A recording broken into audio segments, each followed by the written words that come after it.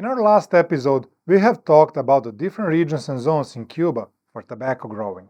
Now we know that our tobacco comes from the certified farms that have passed the strict control and they have the geographical origin. Today, we will talk about the two different methods of growing tobacco.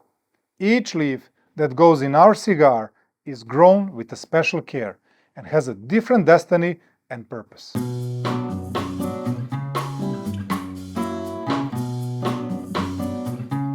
When we talk about tobacco fields, there are two distinct forms of cultivating tobacco: the sun-grown and the shade-grown. First, let's talk about the sun-grown fields. As the name suggests, it's about the tobacco fields that are in the open. More precisely, tobacco that is constantly exposed to the direct influence of the sun and its benefit during its growth. And tobacco that grows on this type of plantation is used for filler and binder.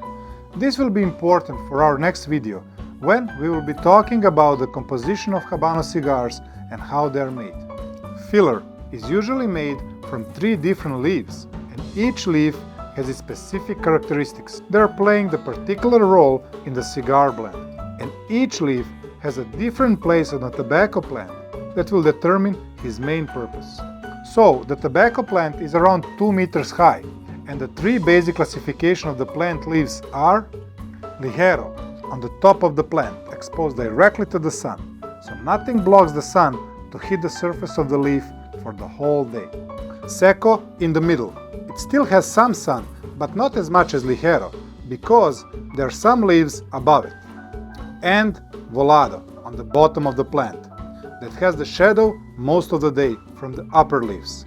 Each leaf has a different characteristic and purpose while making a blend.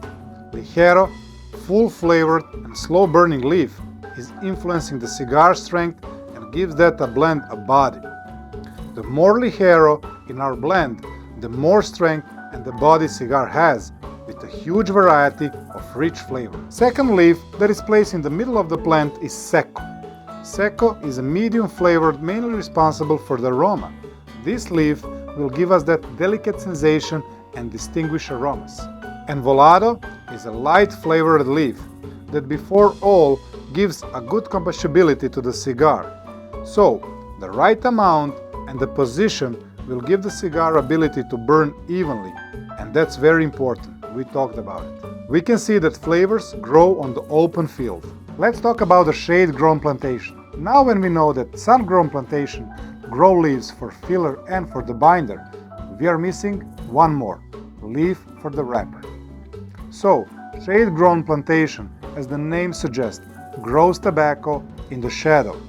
The whole field is covered with a fine, thin muslin cloth that blocks most of the sun, but some rays of the sunlight filter through the cloth.